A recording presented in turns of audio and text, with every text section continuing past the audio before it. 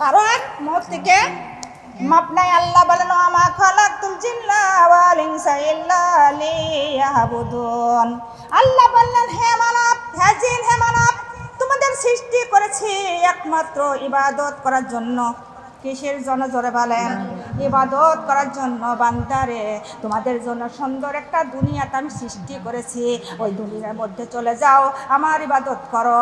আমি যখন ডাক দিব, আমার ডাকে তোমরা আমার কাছে আবার চলে আসবা। জোরে বলে সুবহানাল্লাহ। প্রত্যেক মানুষ আমরা আল্লাহর কাছে ওয়াদা করেছিলাম, হে রব্বুল আলামিন, ওই সুন্দর দুনিয়ার মধ্যে যাব, তোমার ইবাদত করব। তুমি যখন ডাক দিবা, তোমার ডাকে আমরা সবাই তোমার কাছে চলে আসবো। জোরে বলে সুবহানাল্লাহ। এই দুনিয়ার মধ্যে এসে কার নিয়ামত খাইতেছি? কথা বলেন, কার রিজিক? আল্লাহ ছাড়া এক মুঠো আহার করার ক্ষমতা, এক পাও হাঁটার ক্ষমতা, এক পাও চলার ক্ষমতা, একটা কথা বলার ক্ষমতা আছে? কথা বলার শক্তি দিয়েছেন কে? কথা বলেন।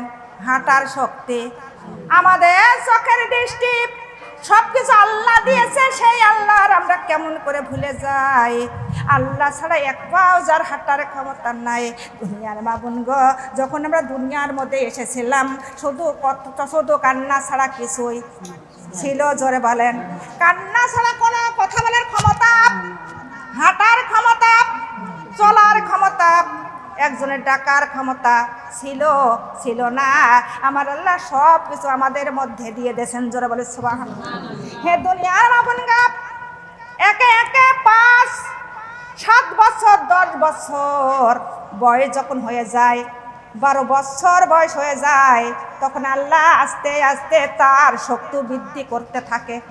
কথা বলে ঠিক না বেঠিক? শক্তি বৃদ্ধি করতে থাকে। সেই শক্তি কতদিন থাকবে?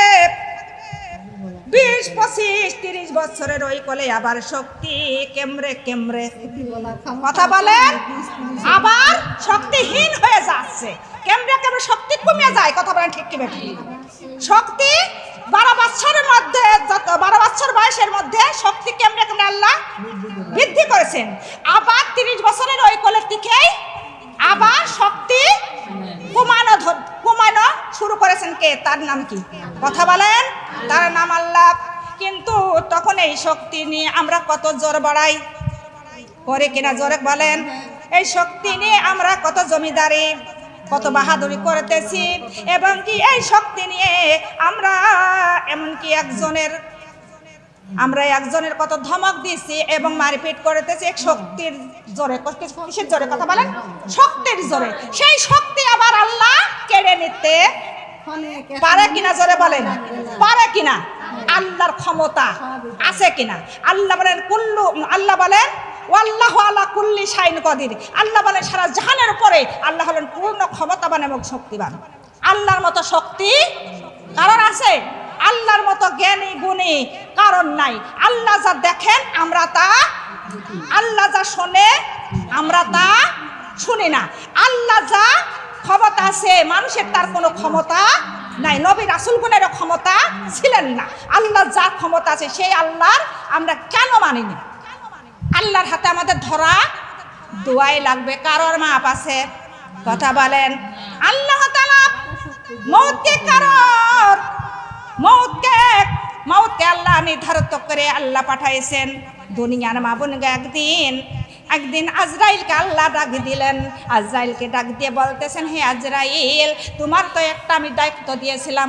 আজরাইলের কি দায়িত্ব? সারা জাহানের রূহ কবজ করে, তাই না? কিনা কবজ করে?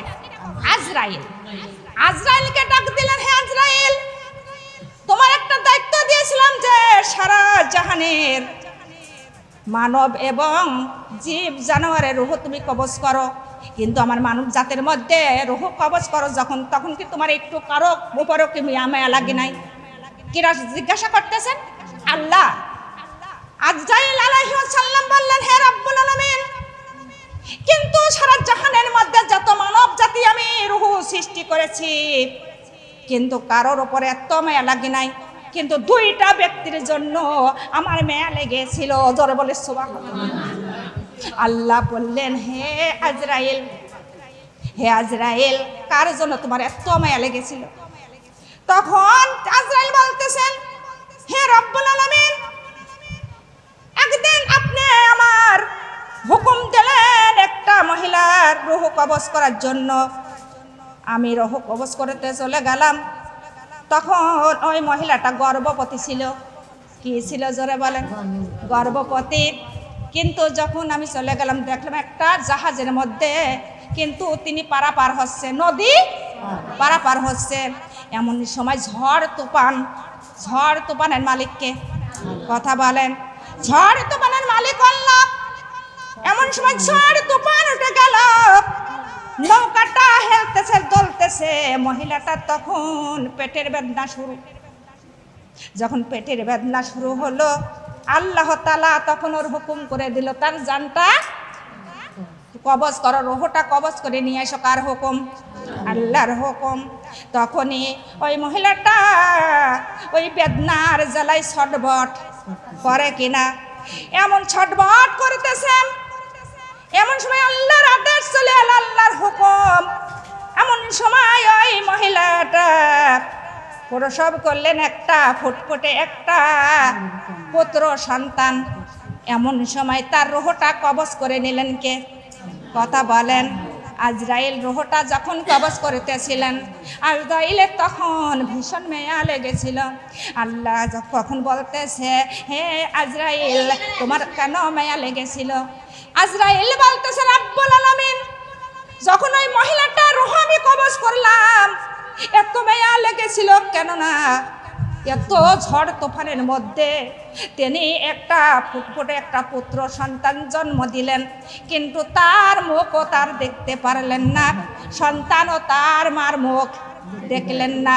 কিন্তু ওই সন্তানের মুখের উপরে আমি তাকিয়ে থাকলাম, আর তখন আমার মায়া লাগলো, কেননা ওই সন্তানের কে লালিত পালিত করবে, কে তার আদর স্নেহ করবে, কে তার দেখাশোনা করবে, এই কথা মনে ভেবে আমার একটু মায়া লেগেছিল। জোরে বলে সুবহানাল্লাহ। আল্লাহ বলেন, হে আজরাইল, আর তোমার কার উপর মায়া লেগেছিল? আজরাইল আলাইহিস সালাম বললেন, হে রব্বুল আলামিন, সেই একটা ব্যক্তি, আপনি যখন আমার তার রূহটা কবজ করতে বললেন, আমি কবজ করতে গেলাম, যে দেখি সুন্দর একটা স্বাদ বানাইছে, কত রাজমহল, এত সুন্দর সে রাজমহল বানাইছে, কিন্তু তার মধ্যে তার 1 ঘন্টা 1 মিনিট তার থাকার কোনো সময় ছিল না। সেখানে একদিন অর্থের প্রবেশ করার ক্ষমতা হলো না। সেখানে সেই ঘরের মধ্যে যখন ঢুকতেছিল, এই সময় আমার হুকুম করিলেন, তখনই তার রূহটা কবজ করার সময় আমার খুব মায়া লেগেছিল, কেননা এত সুন্দর করে একটা তাজমহল বানাইছে, এত সুন্দর করে সে প্রাসাদ বানাইছে, কিন্তু তার মধ্যে 1 মিনিট 1 ঘন্টা আপনি থাকার সময় দেন নাই, তাই মেয়া লেগেছিল। এত সুন্দর করে এত সুন্দর বাড়ি ঘর করেছে, মানে জান্নাতের মধ্যে, এটা হলো দ্বিতীয় জান্নাত, এত সুন্দর করে সে তৈরি করেছেন, কিন্তু তার মধ্যে সে 1 মিনিটও থাকার সময় নেই, আপনি সময় দেন নাই, তাই আমার খুব মেয়া লেগেছিল। কিন্তু ওই ঘরের মধ্যে যখন ঢুকতেছিল, 1 পাও কবজ দিল, তখন তার রূহটা কবজ করে নিলেন। হুকুমটা কার? কথা বলেন, আল্লাহর হুকুম। তাই আমার মেয়া লেগেছিল।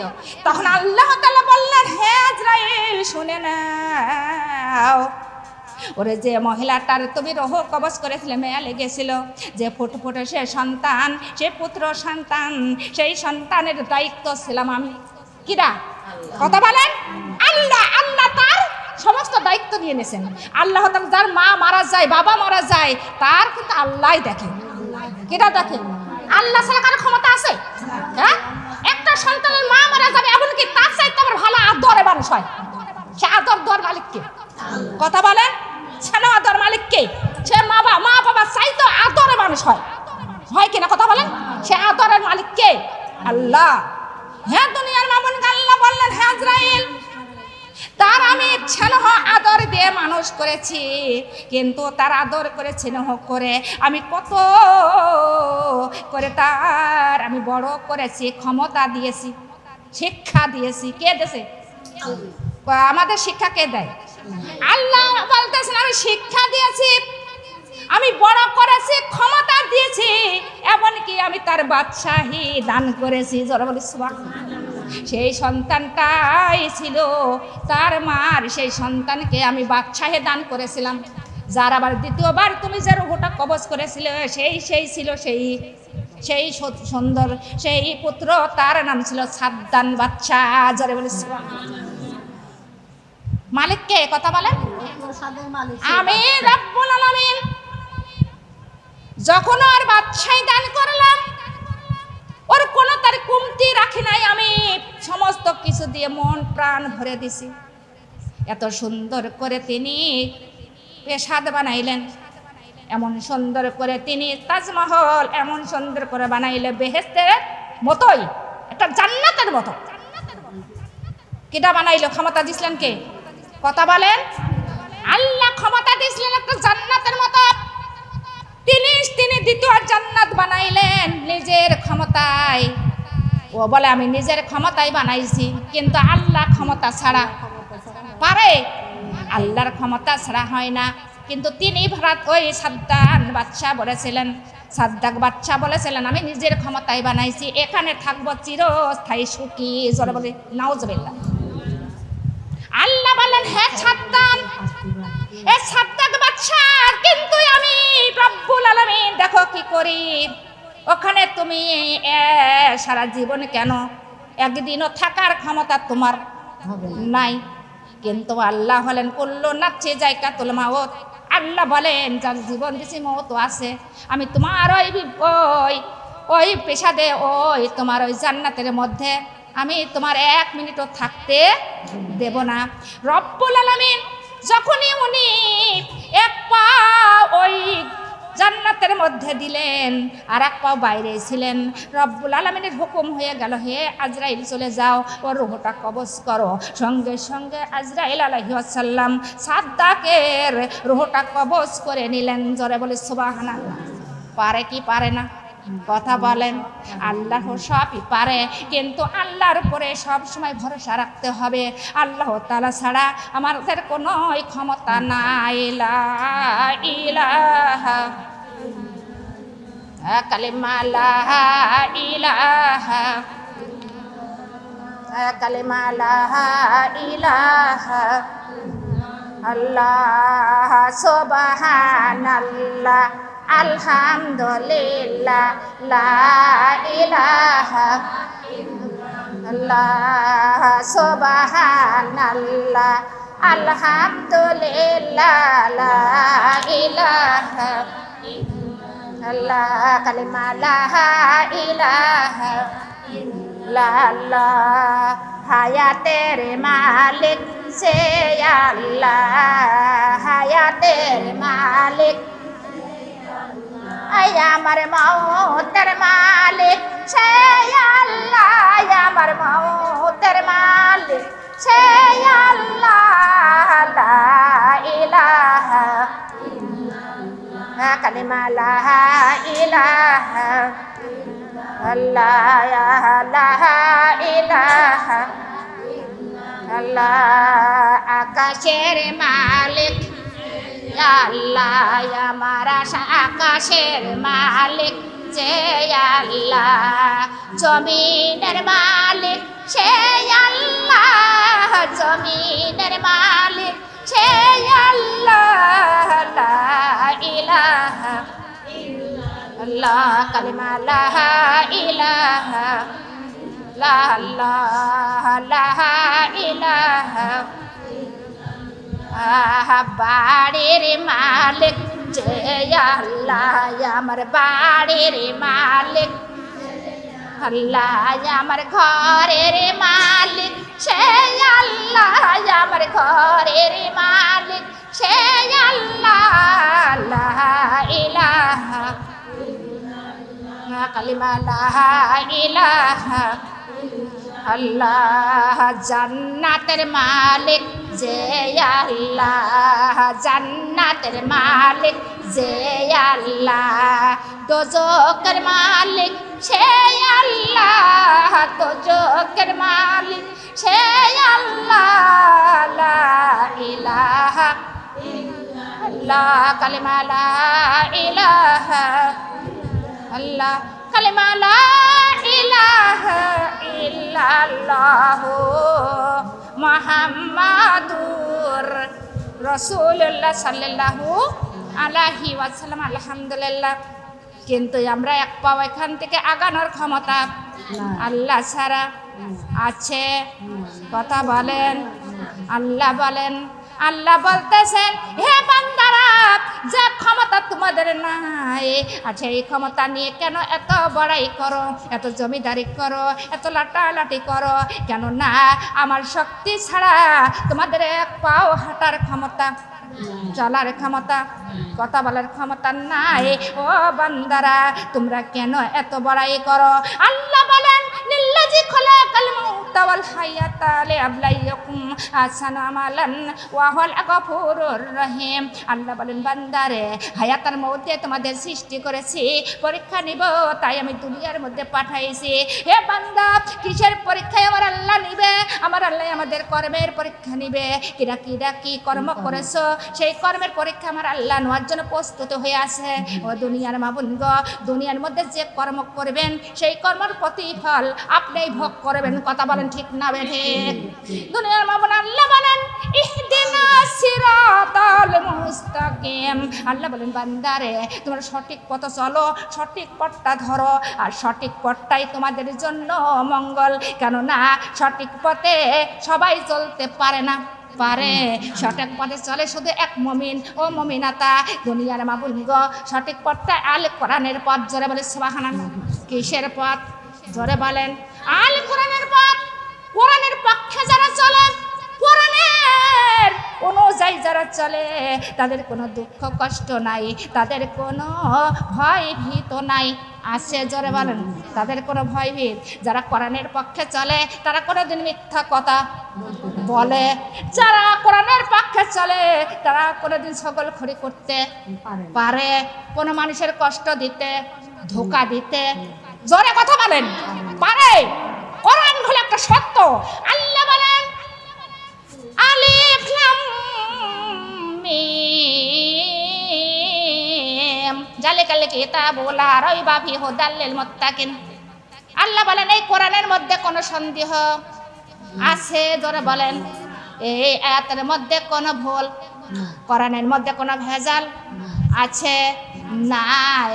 তোমরা মুত্তাকিনের জন্যই সরল সঠিক পথে। জোরে বলে সুবহানাল্লাহ। আর মুত্তাকিনের জন্যই আমার আল্লাহ জান্নাত সৃষ্টি করেছে। জোরে জোরে বলে সুবহানাল্লাহ। আল্লাহ বললেন, ইন্নাল্লাযিনা আমানু ওয়া আমিলু সালিহাত কানাত লাহুম জান্নাতুল ফিরদাউসি নুজিলা। আল্লাহ বললেন, আমার ইমানদার বান্দা বান্দি যারা যারা সৎকর্ম করবে তাদের জন্যই রয়েছে জান্নাতুল ফিরদাউসের বাগান। জোরে বলে সুবহানাল্লাহ। তাহলে ইমানদার হইতে টাকা পয়সা লাগবে? কোনো দালান কোঠা, ঘর বাড়ি কিছুই লাগে না, লাগে শুধু ঈমান। কি লাগে? জোরে বলেন। ঈমান। দুনিয়ার মাবুনগ, ঈমান ছাড়া মুত্তাকিন হওয়া, ঈমান ছাড়া মুমিন হওয়া, ঈমান ছাড়া মুমিনাতা হওয়া যায় না। জোরে জোরে বলি সুবহানাল্লাহ। দুনিয়ার মাবুনগ, আল্লাহর উপরে ভরসা রাখেন। একটা মহিলা আল্লাহর উপরে ভরসা করতেন, আল্লাহকে ভয় করতেন। জোরে জোরে বলি সুবহানাল্লাহ। একদিন মহিলাটা ছোট্ট একটা সন্তান কোলে করে পথ ধরে যাইতেছেন। তার স্বামী, সন্তান আর কিছুই ছিল না, টাকা পয়সা, ঘরে বাড়ি কিছুই ছিল না, ছিল শুধু এক কিরা ছিল আল্লাহ ছাড়া তার কিছুই। আল্লাহর উপরে ভরসা করে ছোট্ট শিশু সন্তান কোলে করে পথে রওনা হয়ে গেল। হাঁটতে হাঁটতে যাইতেছেন, এমন সময় দেখে সামনে একটা বড় নদী, নদীটা পার হবে, কোনো নৌকা কিছু নাই। হঠাৎ করে দেখতে পারলেন একটা নৌকা, নৌকায় উঠে পড়লেন। নৌকায় উঠে পড়ার পর মাঝখানে, ওই নদীর মাঝখানে যাওয়ার সঙ্গে সঙ্গে ঝড় তুফান শুরু হয়ে গেল। জোরে বলে সুবহানাল্লাহ। ঝড় তুফানের মালিক কে? জোরে বলেন। ঝড় তুফানের মালিক আল্লাহ, মুক্ত করার মালিক আল্লাহ। জীবনে সবার জীবনে একটু ছোট হোক বড় হোক পরীক্ষা আসে, আসে কিনা? পরীক্ষায় পাশ হওয়ার দরকার আছে কিনা জোরে বলেন? পাশ হওয়ার দরকার আছে। হে দুনিয়ার মা বোন গো, মহিলাটা তখন সন্তান কোলে করে কোলের মধ্যে করে শুধু আল্লাহর জিকির করতেছেন। জোরে বলি সুবহানাল্লাহ। কার জিকির? আল্লাহর জিকির। আর সবাই তখন ওই নৌকার মধ্যে সবাই হুলুস থুলুস উঠে গেল। এমন সময় নৌকাটা ডুবে গেল, নৌকাটা ভাঙ্গা চুরে খণ্ড খণ্ড হয়ে চলে গেল। মহিলাটা ওই সন্তানটা বুকে করে নিয়ে ভাসতেছে।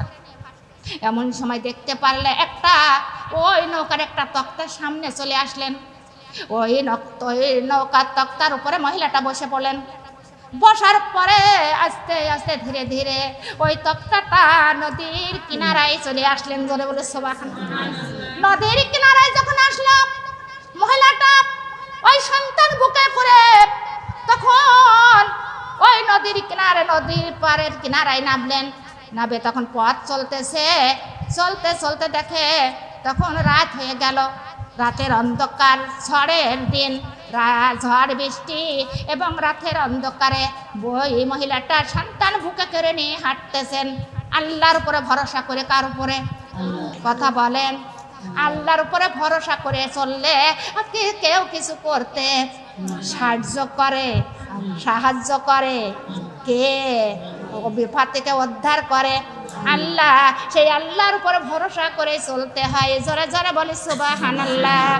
মহিলাটা চলতেছেন, এমন সময় একটা যুবক দেখতে পারলেন। একটা যুবক ওই নদী সাঁতরাইয়া ওই মহিলার নিকটে চলে আসলেন। আসিয়ে বলতেছে, মহিলা রে, তুমি কোথায় যাচ্ছ? বলে, আমি এই সন্তান বুকে করে এই ঘটনা, আমি যাচ্ছি অমুক জায়গা যাব। মহিলাটা মনে মনে ভাবতেছে, এখানে আশেপাশে কোনো লোকজন নাই, একটা সঙ্গী পাইলাম, কিন্তু আমার একটা সঙ্গী পাইলে মনে একটু জোর হয় কিনা, মনে একটু সাহস বাড়ে কিনা। সাহস বেড়ে গেল। যুবকের সঙ্গে যুবক বলছে, আমি ওখানে যাব। দুইজনে চলতেছে, চলতে চলতে কিন্তু মহিলাটা ক্লান্ত। এমন সময় যুবক বলতেছে, মহিলারে, এখানে আমরা একটু বিশ্রাম নিই। কিন্তু ওখানে বসে গেল, বসে একটু বিশ্রাম নিচ্ছেন। এমন সময় ওই যুবক মহিলার উপরে কুমন্ত্রণার দিকে দৃষ্টিতে তাকাইতে লাগলেন। জোরে বলে নাউজুবিল্লাহ। যখন দৃষ্টিতে তাকাইলেন, মহিলা টের পেয়ে গেল। মহিলা বলতেছে, হে যুবক, কিন্তু তুমি কি বলতে চাচ্ছ আমি জানি, কিন্তু তুমি আমার উপরে কুদৃষ্টি করিও না। কিন্তু আমি একমাত্র আল্লাহর ভরসা করি, আল্লাহর ভয় করি। আমি এই দুনিয়ার মধ্যে কারোর ভয় করি না, ভয় করি একমাত্র কার? আল্লাহর ভয়। কিন্তু যুবক বলতেছে, মহিলা, কিন্তু যতই আল্লাহর ভয় করো তুমি, এখানে আশেপাশে কেউ নাই, তোমার আমার মিলন কেউ দেখতে পারবে না, কেউ টেরও পাবে না। মহিলা বলে, যদি কেউ না দেখে, দেখবে আমার আল্লাহকে ভয় করে। আল্লাহ ছাড়াই আমার দুনিয়ার মধ্যে কেউ নাই, আখেরাতের জীবনেও কেউ নাই। আল্লাহ আমার যা করে তাই। কিন্তু তখনই ওই যুবক মহিলার উপরে আক্রমণ করতে লাগলো। মহিলা নিরুপায় হয়ে গেল, ওখানে আর কেউ ছিল না। ছোট্ট শিশু সন্তানকে মহিলা বলতেছে, হে যুবক, ঠিক আছে, আমার সন্তানটা একটু ঘুমাই আনি, একটু যদি ঘুম পাড়ে আনি, যদি একটু ঘুমিয়ে পড়ে, তাহলে আমি তোমার কথায় রাজি হব। কিন্তু আমার সন্তান এই জাগরন্ত থাকার কালে নিয়ে আমি তোমার কথায় রাজি হতে পারতেছি না। কিন্তু তখন ঘুম পাড়াতে যাইতেছে, কিন্তু ঘুম আসে না। কার হুকুম? কথা বলেন। আল্লাহর হুকুমে ঘুম আসে না। সন্তানটা শুধু চিৎকার মারতেছে। তখন ওই যুবক বলতেছে, এই সন্তানই হলো আমাদের বাধা। ওই সন্তান ওই মহিলার বুকের দিকে ছিনিয়ে নিয়ে একটা নদী, ওই নদীর মধ্যে তিনি ছিনিয়ে ফেলাইয়া দিলেন। নদীর মধ্যে যখন ফেলা দিলেন, মহিলাটা দুই চোখের পানি ছেড়ে দিয়ে কান্দে। কিন্তু বুকের মানুষ হারানোর মতো, এর মতো যন্ত্রণা আর কিছু হতে পারে? জোরে বলেন, কিছু হতে পারে না। মহিলাটা কাঁদতেছে শুধু আল্লাহর কাছে, হে রব্বুল আলামিন, ওরে ওই সাগরের তলায় যদি স্বচ্ছ পরিমাণ একটা জিনিস পাথরও পড়ে থাকে, তুমি কুদরতের নজরে তাকায়া দেখো, কিন্তু তুমি আমার কি এই দৃশ্য দেখতেছো না? আল্লাহ গো, তুমি কি আমার এই দৃশ্য কিছুই দেখতেছো না? আল্লাহ তুমি তো এক, কিন্তু তুমি আসো, এটাই আমার বিশ্বাস। জুড়ে বলি সুবহানাল্লাহ। এইরকম ভাবে মহিলাটা দুই চোখের পানি ছেড়ে দিয়ে মনে মনে কাঁদতেছেন আল্লাহর কাছে। মনের কথা ওকে নাও জানলেও, এরা জানে, মনের খবর কেউ না জানলেও আপনি মনে মনে যা বলবেন কেউ জানবে না, জানবে আমার আল্লাহ। জোরে বলে সুবহানাল্লাহ। এমন সময় মহিলার যখন ওই যুবক যখন মহিলাকে অসৎ কর্ম পাপের কাজ করতে যায়, তখনই সঙ্গে সঙ্গে ওই নদীর দিকে একটা জানোয়ার এসে ওই যুবককে ধরে ওই নদীর মধ্যে নিয়ে চলে গেল। জোরে বলে সুবহানাল্লাহ। ক্ষমতা কার? কথা বলেন। সেই আল্লাহর ইবাদত করার দরকার আছে কি না? কথা বলেন। এ দুনিয়ার মামুনগা যুবকটা যখন জানোয়ার নিয়ে গেল, মহিলাটা তখন বলতেছে রব্বুল আলামিন, ওরে তুমি ছাড়াই আমার বিপদ উদ্ধার করার মতো কেউ এখানে কি ছিল? কেউ? কথা বলেন। কেউ ছিল না। মহিলাটাই আল্লাহ শুকরিয়া আদায় করে ওখানে 2 রাকাত নামাজ আদায় করে রাতের অন্ধকারে আবার পথ চলতেছে। পথ চলতে চলতে নদীর কিনারায় যে বসে আছেন, ওই সন্তানের শোকে মহিলা কাতর হয়ে যাচ্ছে। কিন্তু 1 দিন 2 দিন 3 দিন কত হয়ে গেল, কোনো খাবার দাবার কিছুই ছিল না। ওখানে কিছু ঘাস পাতা লতা পাতা তাই ছিঁড়ে কিছু খাইয়া নদীর পানি খাইয়া মহিলাটা 3 দিন কাটাইয়া গেট দিল। কাটাইয়া দিলে ওখানে আল্লাহর ইবাদতে মগ্ন হয়ে যায়। জোরে জোরে বলে সুবহানাল্লাহ। 3 দিন পরে মহিলা দেখতে পারলেন একটা নৌকা, 3টা মাঝি সহ একটা নৌকা আসতেছে। নৌকাটা ওই দিকেই ভিড়াইতেছে। মহিলাটা হাতের ইশারা দিয়ে ডাক দেয়। তখন মাঝিরা ওই নদীর কিনারায় নিয়ে আসলেন। মাঝিরা বলতেছে, তুমি কি বলতেছ? ওই মহিলাটার কথা বলার শক্তি নাই। মহিলাটা বলে, হ মাঝিরা, তোমরা আমাকে ওপারে পার করে দাও। কিন্তু ওই মাঝি বলতেছে, তোমার সঙ্গে আর কে আছে? বলে, কেউ নাই। তখনই মহিলাটা তাকায়া দেখে ওই নৌকার উপরে তার সে শিশু সন্তান। জোরে বলে সুবহানাল্লাহ। মহিলাটা ঝাঁপ মারে ওই নৌকার উপরে বসে গেল। যা বলতেছো, মাঝিরা, এই আমার বুকের সন্তান তোমরা কোথায় পেয়েছো? কোথা থেকে এই নৌকার মধ্যে আসলো? ওই মাঝিরা অবাক হয়ে গেল। বলতেছে, হে মহিলা, এই সন্তান তোমার, এই প্রমাণটা কি? কোথায় তোমার সন্তান? কিভাবে? সমস্ত ঘটনার কথা মহিলাটা খুলে বলল। বলার পরে তখন মাঝিরা বলতেছে, তখন মাঝির কাছে বলতেছে, হে মাঝি, এই সন্তান তোমরা কিভাবে পেয়েছো? কোথা থেকে আসলো? মাঝিরা বলতেছে, মহিলারা, আমরা 3 জনের নৌকা নিয়ে যাইতেছিলাম, এমন সময় কে যেন বলতেছে, হে মাঝি, অমুক জায়গায় একটা সন্তান নদীর উপরে আছে, তাড়াতাড়ি করে নিয়ে যাও, না যদি নেও এখনই তোমার নৌকা সহ এই পানির মধ্যে ডুবাইয়া দেব। জোরে বলি সুবহানাল্লাহ। এই আওয়াজটা 1 বার না 2 বার 3 বার আমাদের কানে আসলো। সঙ্গে সঙ্গে নৌকা ভেড়ালাম। ভেড়াইয়া যা দেখি একটা জানোয়ারের পিঠের উপরে এই সন্তান বসে আছে। সঙ্গে সঙ্গে যখন নৌকা নিয়ে গেলাম, ওই জানোয়ারটার সঙ্গে সঙ্গে এই সন্তানটাই আমাদের নৌকার উপরে তুলে দিল। জোরে বলে সুবহানাল্লাহ। এই কুদরতি সন্তান আমরা এইরকম পেয়েছি। মহিলাটা বললেন, এই সন্তানটাই আমার, এইভাবে সন্তানটা এমন হয়েছিল। কিন্তু হে দুনিয়ার মা বোন গো, সেই আল্লাহ বিপদ দিতে পারে, আল্লাহ রক্ষাও করতে পারে। আল্লাহর ডাকার মতো ডাকো, আল্লাহ নিশ্চয় শুনবে। জোরে বলে সুবহানাল্লাহ। লা ইলাহা কালিমা লা ইলাহা কালিমা লা ইলাহা কব কবর বলে ডাকিয়া, কবর বলে ডাকিয়া, কবর বলে ডাকিয়া, গরিব ধনীর আমি চিনি না, নেক আমল না থাকলে বান্দা হব দোজকের বিছানা, নেক আমল না থাকলে বান্দা হব দোজকের বিছানা। লা ইলাহা কালিমা, লা ইলাহা কালিমা, লা ইলাহা। কবর বলে ডাকিয়া, কবর বলে ডাকিয়া, গরিব ধনীর আমি চিনি না, নেক আমল না থাকলে বান্দা হব আগুনের বিছানা, নেক আমল না থাকলে বান্দা হব আগুনের বিছানা। লা ইলাহা কালিমা, লা ইলাহা ইল্লাল্লাহ।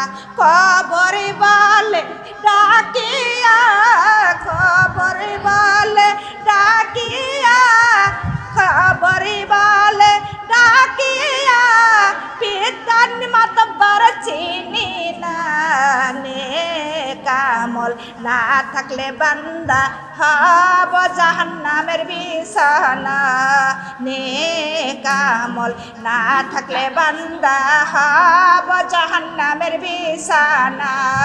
লা ইলাহা কালিমা, লা ইলাহা ইল্লাল্লাহ। কবর বলে ডাকিয়া, কবর বলে ডাকিয়া, জমিদারকে আমি চিনি না, নেক আমল না থাকলে বান্দা হব পকে জকের বিছানা, নেক আমল না থাকলে বান্দা হব পকে জকের বিছানা। লা ইলাহা কালিমা, লা ইলাহা ইল্লাল্লাহ। কবর বলে ডাকিয়া, কবর বলে ডাকিয়া, চেয়ারম্যান মেম্বার চিনি না, নেক আমল না থাকলে বান্দা হব সাপের বিছানা, খাসে পর্দা না থাকলে বান্দা হব সাপের আমি বিছানা। লা ইলাহা কালিমা, লা ইলাহা কালিমা, লা ইলাহা কালিমা, লা ইলাহা ইল্লাল্লাহু মুহাম্মাদুর রাসূলুল্লাহ সাল্লাল্লাহু আলাইহি ওয়াসাল্লাম। আলহামদুলিল্লাহ। নেক আমল থাকা লাগবে। কি আমল? জোরে বলেন।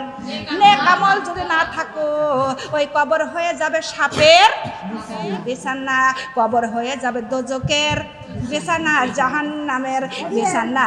নেক আমল, কোরআন পর্দা নামাজ যদি তোমাদের না থাকে কবর হয়ে যাবে পকে জকের বিছানা। জোরে বলে নাউজুবিল্লাহ। কথা বলেন ঠিক না বেঠিক কথা?